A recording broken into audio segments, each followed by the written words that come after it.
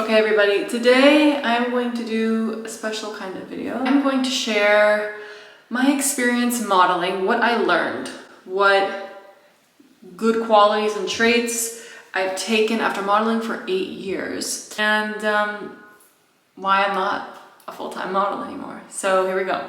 Basics, I would say modeling is really demanding and it's a tough job, especially if you're very motivated and goal-oriented. It's really gonna take that motivation to move you forward because there's so much rejection and a lot of the cards are not in your hand. You can work hard and do your best to leave a good impression and always be put together. A lot of it comes down to what the client is looking for, like the season. Whether you're an editorial or you are in commercial, you might not have the look. A lot of times I've gotten, oh well, you're really beautiful, but they're not looking for your look right now. And I think it's really tough when you are somebody who is motivated. The goal means a lot to you. It's not 100% meritocratic in that you can put a lot of work, but like sometimes a lot of work doesn't necessarily equal getting an opportunity or exactly what you want. I really would push myself to continue and persevere through rejection, but we'll get into it later. It's a matter of how much it aligns with your long-term goals. You can make something happen for yourself, but it's a matter of what you're willing to sacrifice. So anyways, number one, it's a lot of hard work, it's a lot of sacrifice because you are moving around a lot. You could be called tomorrow to go to Singapore, for example, and you have to be ready to go for however long, and it can be lonely. So that's the first thing. The second thing that I really took away from modeling is I really observed what goes into photo shoots and posing, how models are prepared and always ready to take photos. I think what happens is after a long time when you're in front of the camera, you don't even need a mirror anymore. When I'm taking pictures for the most part, sometimes lighting can play a factor, but you know your face and your body so well. I can have a camera right here and I can see myself through the camera, which is kind of interesting. And then it becomes innate. That's a lot of work and being in front of the camera, and then also you have to be really open to constructive criticism, because I think at first, especially when you're really shy, it's hard to be relaxed in front of a camera. So I think also learning how to be alone. Like when I first went to Paris, I was 18 when I went all alone with roommates that I didn't know. Then you're going to castings with a bunch of random people, and then you're going to a photo shoot with people you've never met before. And it's just a lot of being on your own. In that period, you're learning about who you are, how you react to certain situations, what you like, what you don't like. It really taught me to sit still and tolerate periods of loneliness where you just feel isolated. And you learn a lot about yourself. It really contributed to heightening my sense of self-awareness. And also, I read a lot at the time, and so I figured out what I was interested in. I read a lot of philosophy. It put me in an early existential crisis because you just kind of are thinking, what is all of this? What is life and what is my place in it? Because you're traveling a lot and you're alone. So what else would I say?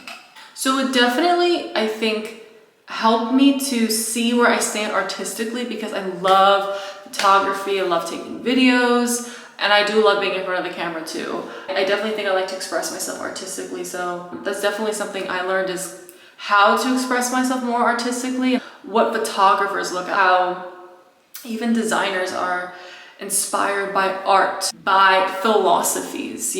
A lot of designers and brands are driven by a way of living, which can be influenced or designed by the geographic location, history, but you can see the inspiration behind photographers, designers, magazines, right? And it's really cool to after a lot of years understand how that motivates people, because art, the need to express yourself and having that drive is really what motivates a lot of people in the industry.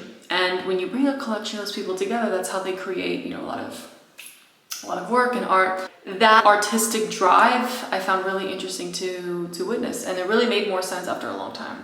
Another thing that I learned is You have to put yourself out there, be comfortable with yourself. It made me do that because I honestly would say I'm objectively one of the shyest people, but to be in this industry, you are in front of a new team every single day, for the most part. It really makes you confront situations where maybe you don't mesh well with every personality. And a lot of times I think, especially if you're insecure, you want everybody to like you, then over time you realize you can't be liked by everyone. That takes a lot of time to wrap your head around, but that is something I learned, putting myself out there over and over and over and over again from my teenage years to now in my 20s. Meeting new people, learning how to work with different people in different teams, people that you don't know, and you're on set with stylists, creative directors, photographers, producers. You work really hard towards a common vision. You're all working just as hard and putting everything and all your energy to kind of create this one outcome. It teaches you to not take things personally. For me, at first I did, but then you become big picture and you think, you know what, not everybody's gonna like me. What am I going to do about that? Over and over again, as I mentioned, when I first started, I cared and I put so much weight to what one person thought of me. All these people in this room have to like me. When I'm doing this runway walk in a casting, I have to do it perfectly. When I'm in this photo shoot, I can't make any mistakes. And then you realize, well, you have to learn. You're going to make mistakes.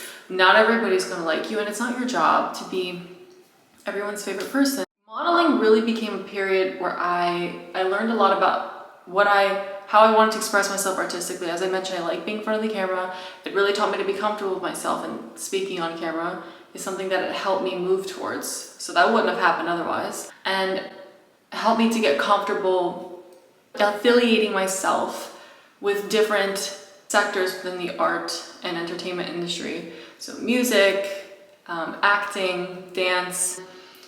I think that sometimes, even though it didn't work out exactly in the way that I had envisioned, because I had other goals with modeling, but as I mentioned, I think that a lot of the rejection I faced and doors that I felt like were closed because things just weren't working out for me, a lot of shows that I wanted to do, a lot of work that I really dreamed of doing, and magazines and editorials, etc., not happening the way I had planned, was fine because I realized so much more about who I really am and why that's so much more important than an external goal. And because in that process, you realize how much more am I going to sacrifice for what and why. And you realize that going on one path makes you into a person that prepares you for what really aligns with you, which is another path. And so reason I stopped modeling is because I thought to myself, long term, I'm not willing to give more time and more energy towards a goal of just checking these boxes within this industry.